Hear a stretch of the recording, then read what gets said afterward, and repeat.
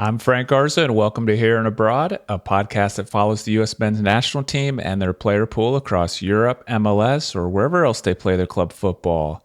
It's been about 1 week since Gregg Berhalter was relieved of his head coaching duties for the USMNT. Matt Crocker, the sporting director for U.S. Soccer, has said that he'd like to have a new coach in place before the U.S. plays their September friendlies.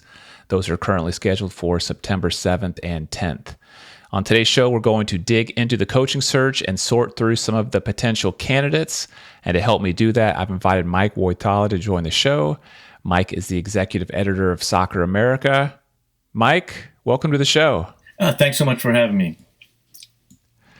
Yeah, it's great to have you on here. And as we were just mentioning, it was only a few hours ago that we heard that Gareth Southgate was leaving, had resigned from England, which maybe makes the search a little bit more interesting, and we'll get into that in a little bit. But first question for you is, what characteristics would you like to see in the next USMNT head coach? Well, I believe obviously at this point it's all about a World Cup performance. I had an interview with Tab Ramos recently where he talked about it having to be a coach who has World Cup experience and a lot of international experience, which I agree with.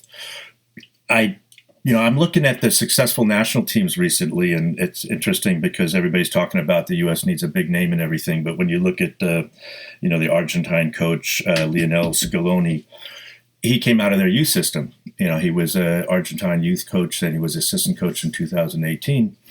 And then he won a World Cup and a Copa America. You have Luis de la Fuente at Spain, similar situation. He had a club stint, but basically his path to the Spanish national team head coaching job was in the youth program. And even Gareth Southgate, he started out running the youth program with the FA and coaching the U19s, U21s, and then being successful at the national team level with 2 runner-up finishes. That looks like a pretty good formula. Unfortunately, the youth coaching situation with U.S. Soccer lost its continuity when, with the regime change and Berhalter coming across. So that option isn't there. I mentioned Tab Ramos, which he would be the actual type of candidate that matches the 3 coaches that I mentioned before. Yeah, I've heard. I believe it was him that kind of said he really wants a coach with international experience that can just come in and do the best job as possible with these players over the next 2 years, and then maybe if we want to start another project, in 2026 after the World Cup would be the time to hire maybe a longer term coach. I mean, did you get the sense that based on what he was saying, that kind of takes him out of the picture? Do you think he's not? What do you make of those comments? I don't really do you think so, he wants it? I mean, he's been involved in something like 10, 11 world championships as a player and a coach, which would include being an assistant coach with Klinsmann at the 2014 World Cup. Obviously he was a coach at 4 U20 World Cups and was at World Cups as a player. So I would still consider him a candidate, no doubt about it. If not a head coaching candidate, then the perfect assistant coaching candidate with that kind of experience. And no one else has as much experience with the U.S. national team program, all around as Tab does. So if I were the Federation, I would definitely, consider him. I would, one option would be to make him the interim coach for upcoming games and see how it goes while they're looking at things. I do think that the Southgate resignation from England really makes me wonder whether that's not going to be him for sure, because Matt Crocker, worked with him at the FA. His previous coaching, he was hired as the director to run everything at U.S. Soccer. Brought in Emma Hayes, which obviously is a solid choice when you're talking about the women's side. When it came to the rehiring of Gregg Berhalter, I think it looked a little bit like that he was the perfect person to rubber stamp that, that rehiring. He is someone that really never did that before, right? Like you've got him in a job that should make such an important decision, and he's new to that. But then you have his history of working with Southgate at the FA during a very important. I mean, you got to give him credit. England really did nothing on the international stage until they started taking their youth development seriously, opened their eyes to the rest of the world. So I don't want to dismiss by any means what Southgate and Crocker did there. I'm a little uncomfortable with hiring someone from abroad who will tend to hire the people he knows. Yeah. Let's talk about some candidates, some more candidates. We've already kind of dove into a few. What I'd like to do, because there's so many potential candidates, that are out there. And so what I'd like to do is throw you three names, three candidates, and you to tell me which of the three, you would prefer or you think is the best fit for U.S. soccer. And since we're already kind of talking about Gareth Southgate, let's start with that tier of candidates, which I would consider kind of the international coaching candidates. And the three I'd like you to consider is Hervé Renard, who's kind of a nomadic coach with a bunch of national teams. Now he's the head coach of the French women's national team. Before he was at Saudi Arabia. Gareth Southgate, who we just mentioned, just resigned as head coach of England, just lost the Euro final a couple days ago. And Jogi Löw, who managed Germany from 2006 to 2021 and won the World Cup in 2014. So of Hervé Renard, Gareth Southgate, and Jogi Löw, which of those three would you be most excited about? That's a really good question. I would have to talk to them. Löw is kind of interesting. I hadn't really thought about him until we corresponded before this. He obviously did a great job at the beginning of his tenure with Germany, winning the World Cup.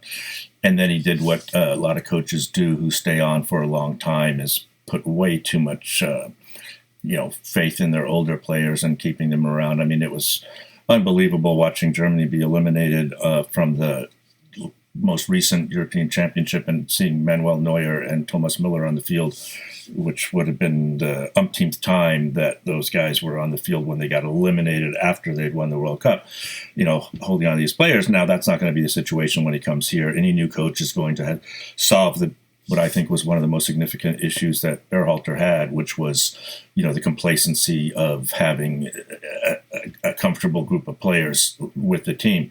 I think that was really one of the big issues with the national team coaching. We're one of the few countries that has a history of coaches being at the helm for a long time. I think it's kind of interesting that at the Copa America, Scolani was the only coach. The Argentine coach was the only coach who'd been with the national team as long as Berhalter had. All the other coaches most of the other coaches at the Copa America were hired in 2023, or actually even in 2024. There are 24 teams at the Euro, and only 5 of them had been on as long as Berhalter had. So I mentioned that because I think one of the issues is going to be solved simply by having a new coach, no matter who it is.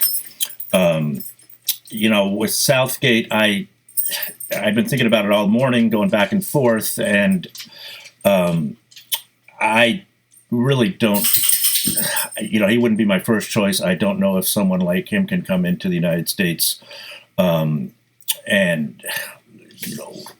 really be able to, I think you have to know our players. Renard, yeah, I mean, who knows? You bring someone new and it's a short period of time. What can someone do with the players we have? Now, I believe if you look at the current player pool, you're going to have a number of those players, obviously, and probably quite a few who are going to be important in 2026, but you're also going to have to integrate players into that pool, and someone who's coming from abroad will they be able to figure out who the best players are from our current pool? That would be my apprehension, and it's a tough question that I really don't have an easy answer for. But Löw, that is an interesting name to bring in. Yeah, he's just one of the names I've heard thrown out there a lot. I mean, talking more about Gareth Southgate, I mean, do you think his playing style would be an issue at all? Because, I mean, he obviously is getting the results, but a lot of the talk I've heard is, yeah, he gets results, but we don't want that playing style for the U.S. We don't want to watch that. I mean, do you think it would be a problem for U.S. fans? Or the players, actually? Yeah, England was such an interesting team in an odd way at the European Championship because they were awful until, I think it was the beginning of the Netherlands game, right, where all of a sudden they're playing good soccer. And so you can make the argument that what this is about is success at a World Cup. And,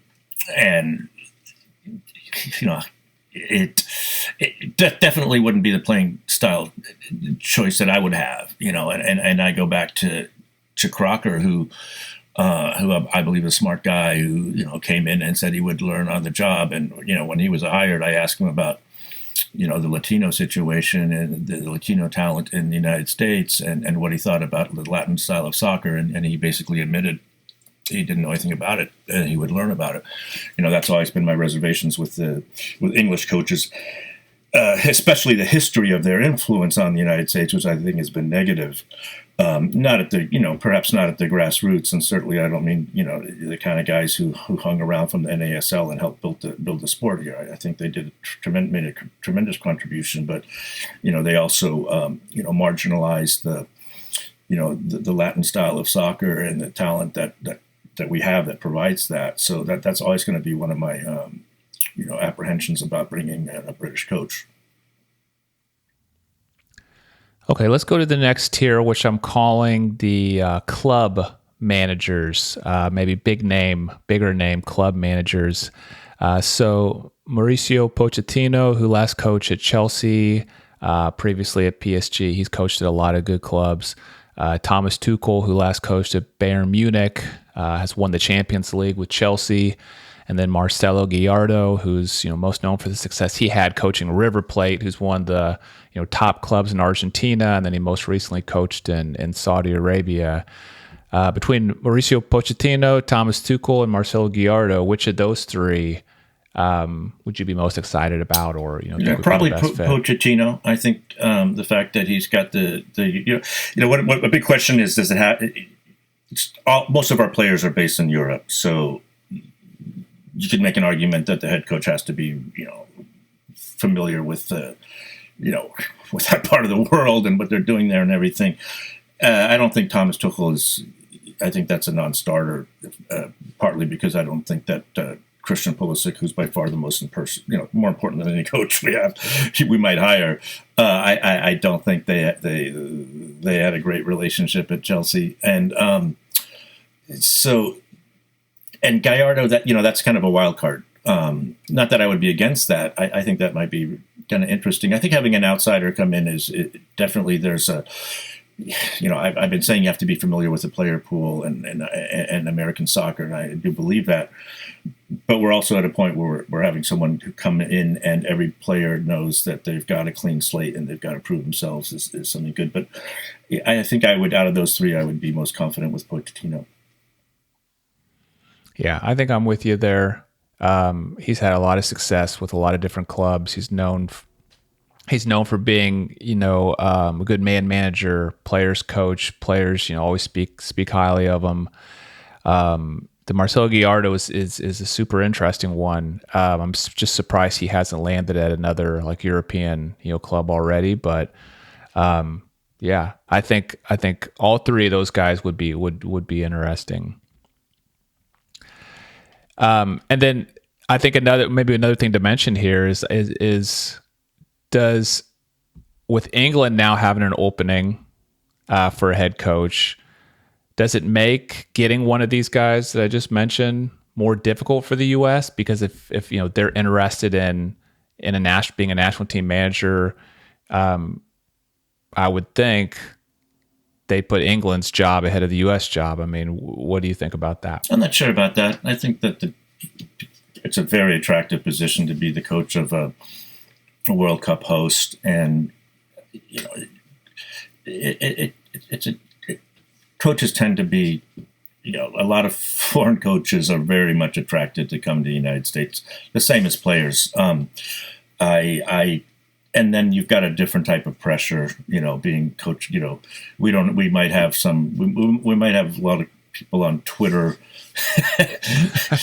hypercritical, anonymous Twitter hacks, but we don't have a tabloid culture the way that you do in England, and acrimonious press conferences. Our press conferences tend to be love fests. I mean, you don't you very rarely get hard questions from the American press, and it's also when you're talking about moving a family, the United States is very attractive to foreign coaches, foreign players. Especially if you're talking about Spanish speakers or anybody. I mean, whenever I meet foreign players, it's always interesting, and actually, it's kind of nice, and how much people like living in the United States. For however nervous we might be about our situation right now, politically in America, it isn't attractive. I don't think that's going to be that big of an issue. I think it's a very, very attractive job, and I would like to, if I were at U.S. Soccer, I'd make the list quite long and think about anybody who's out there who's interested in coaching the team. Okay, that makes sense. Okay, let's talk about the next tier, which I'm calling the American or MLS, managers. So I have Steve Cherundolo, head coach LAFC, Wilfred Nancy, head coach at Columbus Crew, and then David Wagner, who's a former U.S. international who most recently coached at Norwich City in the championship. Between Steve Cherundolo, Wilfred Nancy, David Wagner, which of those three would you be most excited about? I wouldn't even consider Wagner for a second. Steve Cherundolo and Nancy, I think, are both. I wouldn't have a problem with either of them being announced. Nancy, he's such a likable, and he has been successful at MLS. He's such a likable coach. His approach is, kind of approach that I think youth coaches and other coaches should learn about, because it's a very sort of a human approach, and he's lacking the national team experience. I would go with Steve on that one. He's got the World Cup experience as a player. He's got incredible experience as far as being an American who stayed in Germany and coached at not only professional level but also the youth level. I think he's very smart tactically. I think he, as far as style of play goes, he's obviously, if you look at LAFC and the attacking type of flair that they have, I think, when I would actually put Steve pretty high up on the list of no matter whether you're comparing him to coaches from abroad or the club coaches. His experience in the U.S. is good. I've followed his career since he was young. He's also had such a large array of coaches that he's played under. So I think he would be a solid choice. Yeah. I like that he's won. Where he's coached, he's won trophies. Love the international experience that he has, playing and coaching, like you mentioned, in Germany. Seems like the only knock against him is maybe doesn't have quite the number of years of experience, as some of these other candidates. But I agree with you. I think he should be high on the list. You mentioned that you wouldn't even consider David Wagner. How come? I don't see him having been that impressive as far as the international level. He's mostly been in England. His national team experience was a few games for the U.S. There has to be more internationals, if not as a coach, then at least as a player. Gotcha. Okay, Mike, are there any other candidates we haven't talked about that you would be super excited about, or you think should be top candidates? Yeah, that's a really hard one. I don't think is it the Portuguese coach Roberto Martinez, right? He Yeah. who would not be available, I suppose. I imagine that his situation would be that he's now charged with kind of bringing in and post Ronaldo if he ever gets Ronaldo ever leaves. But I think if he was available, I would think he would be up there, right? With his national team experience, he was at Belgium beforehand, and he'd been in England. He speaks English. He's adaptable, but that might be a non-starter if that's his situation there.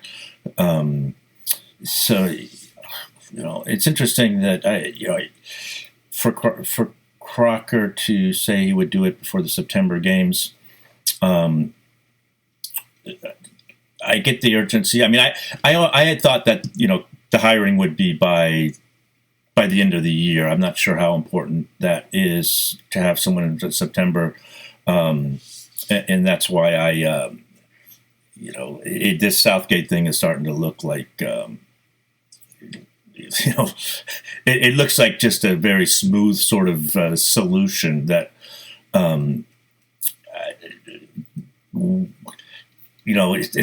It's not like how much pushback would it get? I don't, maybe not that much. It's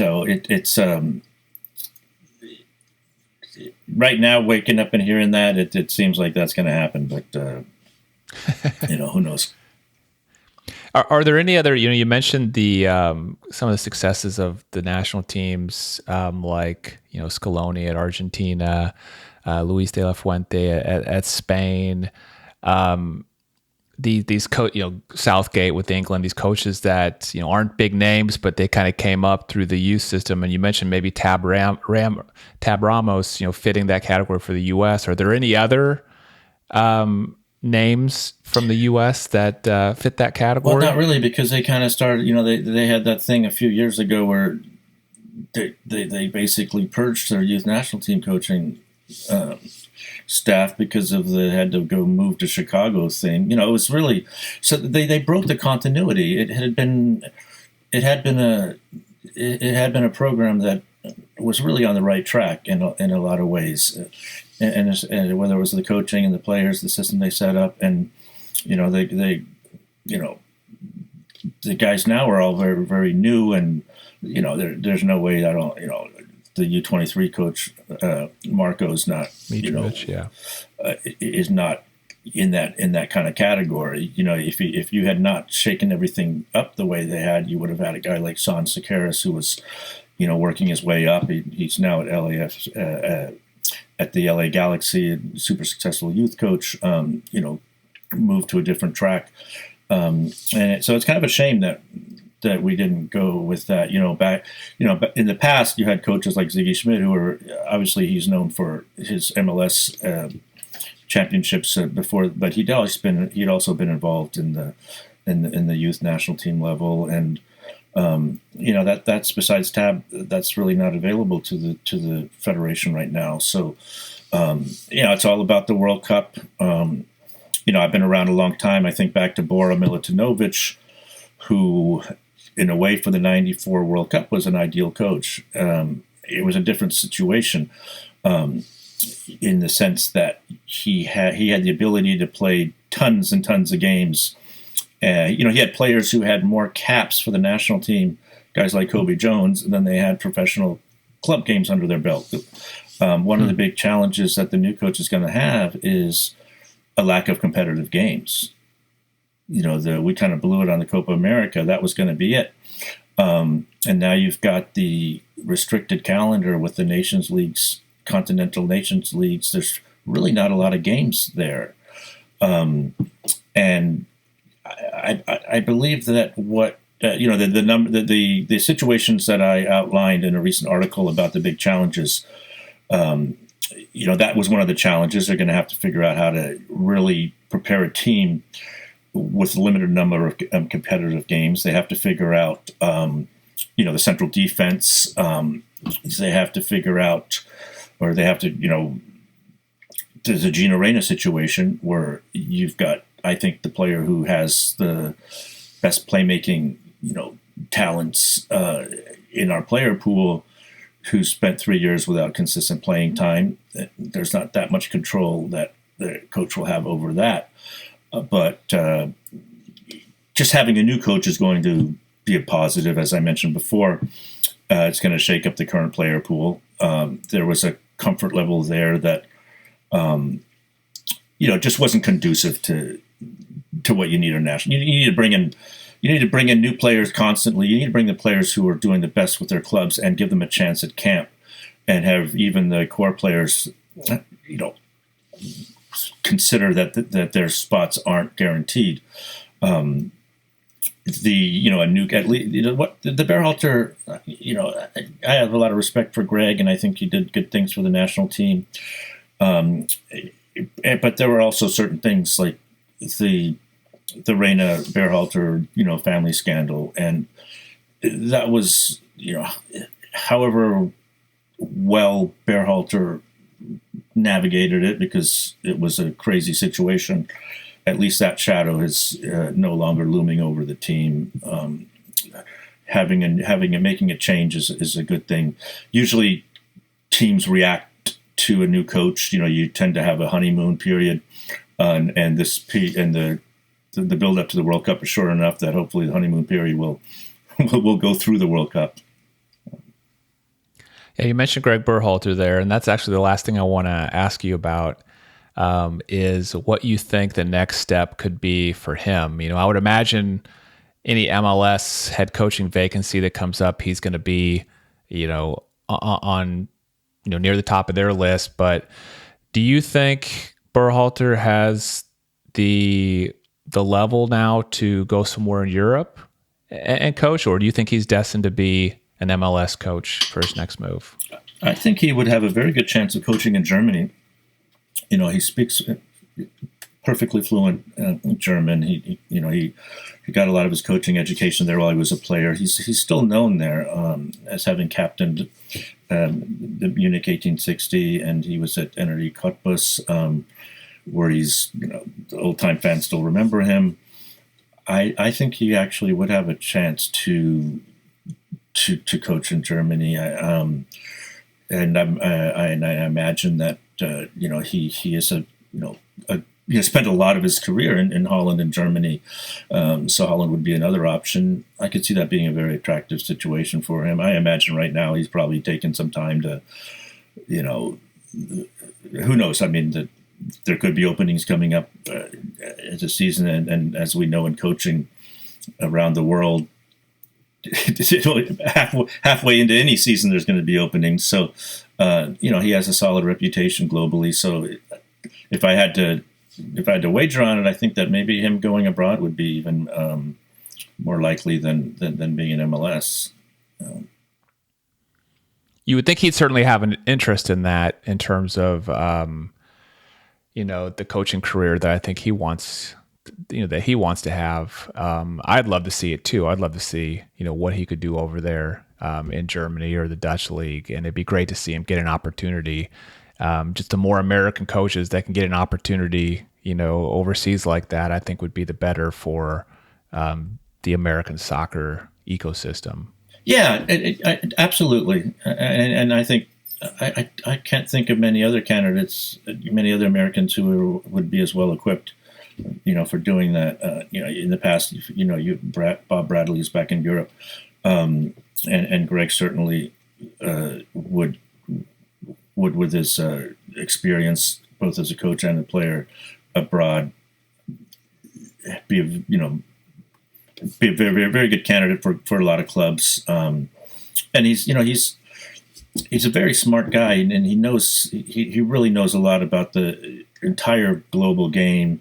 I'm sure he would impress at any kind of interview with any kind of club around the world. Well, Mike, I'll make sure and put links in the show notes to your X account, which is at Mike Woitala, and also to your work at Soccer America. thank you so much for joining the show today. It's been my pleasure. Thanks so much, and we'll see how this unfolds. It's going to be interesting. Thanks to everyone else for listening to Here and Abroad. If you enjoyed the episode, please hit subscribe or follow on your favorite platform. I'm Frank Garza. You can follow me on X at FrankGarza007, and I'll be back next week with a new episode.